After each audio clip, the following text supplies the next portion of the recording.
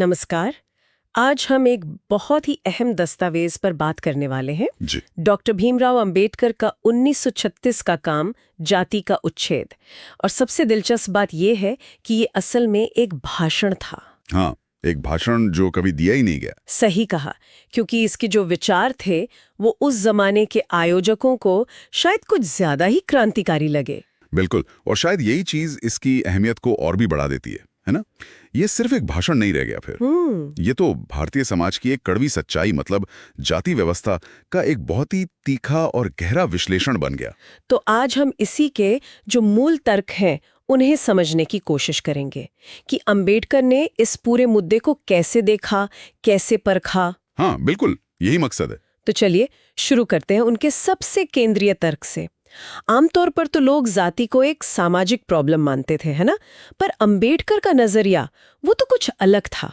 हाँ, यहीं पर अंबेडकर की सोच क्रांतिकारी हो जाती है। उन्होंने साफ कहा कि भाई देखो, जाति सिर्फ सामाजिक ऊंच नीच या भेदभाव का मामला नहीं है। अच्छा। इसकी जड़ें तो हिंदू धर्म की बनावट में, उसकी मान्यताओं में बहुत गहरी धसी हुई हैं। धर्म की बनावट में? हाँ, उनका मानना था कि जाति को जो असली ताकत मिलती है वो धर्म से मिलती है। हाँ। धर्म इसे एक तरह से सही ठहराता है। हाँ। और इसी वजह से ये सिर्फ एक सामाजिक रीति रिवाज से कहीं ज्यादा मजबूत चीज बन जाती है। धर्म से सही ठहराना मतलब उन्होंने इसको साबित करने के लिए धार्मिक किताबों का भी जिक्र किया होगा। बिल्कुल किया। उन्होंने पारंपरिक हिंदू धर्म ग्रंथों का हवाला दिया।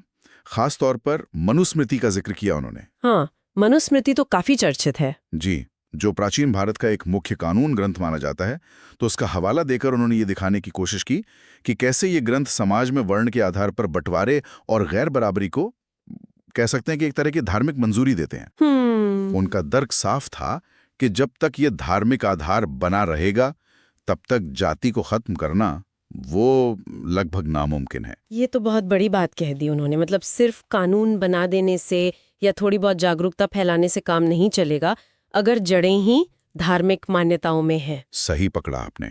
यही अंबेडकर का मुख्य बिंदु था।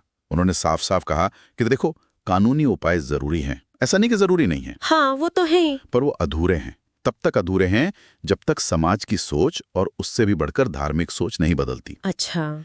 और उन्होंने सिर्फ प्रॉब्लम ही नहीं गिनाई, उन्होंने ये भी दिखाया कि धर्मों में बराबरी हो सकती है, ऐसा नहीं कि नहीं हो सकती। जैसे? इसके लिए उन्होंने इस्लाम, सिख धर्म, ईसाई धर्म के उदाहरण दिए, जहां उनके मुताबिक जन्म पर आधारित वैसी कठोर जाति व्यवस्था नहीं थी जैसी हिंदू समाज में उन्हें दिखती थी। हाँ। और उनका इशारा बौद्ध धर्म की तरफ भी था, जिसे बाद में उन्होंने अपनाया भी। बिल्कुल। उस पर अंबेडकर ने कितना ध्यान दिया? मतलब समाज पर क्या असर डाला इस व्यवस्था ने? अरे, असर का तो उन्होंने बहुत ही सजीव चित्रण किया है। बताया कि कैसे इस जाति व्यवस्था ने करोड़ों लोगों को समाज से बिल्कुल अलग थलग कर दिया। उन्हें आर्थिक मौकों से दूर रखा, उनकी शिक्षा तक पहुंच बहुत मुश्किल कर दी। सही बात है। ये सिर्फ भेदभाव नहीं था, ये तो एक पूरी की पूरी बड़ी आबादी को तरक्की की दौड़ में जानबूझकर पीछे धकेल देना था। उन्हें इंसान होने की जो गरिमा होती है उससे भी वंचित करना था। ये सुनने में ही अन्याय की एक पूरी संरचना लगती है। तो क्या उन्होंने सीधे तौर पर उन समूहों को चुनौती दी जो इस व्यवस्था से फायदा उठा रहे थे? निश्चित रूप से, बिल्कुल। उन्होंने उच्च जातियों का जो एक सांस्कृतिक दबदबा था और समाज में जो पावर स्ट्रक्चर उन्होंने बना रखे थे, उसकी तीखी आलोचना की। उनका कहना था कि ये दबदबा सिर्फ सामाजिक नहीं है, ये ज्ञान पर, मौकों पर, संसाधनों पर कंट्रोल के रूप में भी दिखता है। अच्छा। और इसी जमीन पर खड़े होकर उन्होंने दलितों के लिए, शोषितों के लिए, पिछड़े वर्गों के लिए बराबरी और सामाजिक न्याय की जोरदार मांग उठाई। ये सिर्फ सुधार की मांग नहीं थी। नहीं, ये तो पूरी मौजूदा व्यवस्था पर ही एक बुनियादी सवाल था। तो अब जब हम आज इसे देखते हैं, लगभग 90 साल बाद, तो क्या इस किताब का महत्व सिर्फ ऐतिहासिक रह गया है या आज भी उतनी ही जरूरी है? नहीं, बिल्कुल नहीं। जाति का उच्छेद आज भी उतनी ही प्रासंगिक है, बल्कि मैं तो कहूंगा शायद कुछ मायनों में आज ज्यादा प्रासंगिक है। अच्छा, कैसे? क्योंकि ये भारतीय समाज में जाति की हकीकत को समझने के लिए एक बुनियादी दस्तावेज है। ये सिर्फ दलित आंदोलन के लिए ही नहीं, बल्कि कोई भी जो सामाजिक न्याय, बराबरी, भाईचारे की बात करता है, उसके लिए एक जरूरी रेफरेंस पॉइंट है। यह हमें याद दिलाता है कि सामाजिक बुराइयों की जड़ें कितनी गहरी हो सकती हैं और उन्हें मिटाने के लिए कितना ज्यादा साहस और कितना पक्का इरादा चाहिए होता है। तो अगर हम संक्षेप में कहें तो ये किताब हमें बताती है कि जाति सिर्फ कानूनों से नहीं मिटने वाली। बिल्कुल। इसके लिए समाज के स्तर पर, धर्म के स्तर पर गहरे आत्ममंथन और बदलाव की जरूरत है।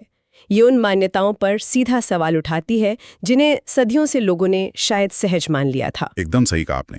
ये जो स्टेटस को है, जो यथास्थिति है, उसको चुनौती देती है और हमें सोचने पर मजबूर करती है कि क्या हम वाकई में एक बराबरी वाला समाज बनाने के लिए ईमानदार हैं। और यहीं पर हम अपने श्रोताओं के लिए एक सवाल छोड़ जाते हैं। जी। अंबेडकर ने लगभग 1 सदी पहले जिन ढांचागत असमानताओं और धार्मिक आधारों पर सवाल उठाए थे, वो आज हमारे समाज में न्याय, समानता और बंधुत्व की हमारी तलाश में कितने प्रासंगिक बने रहे हुए हैं।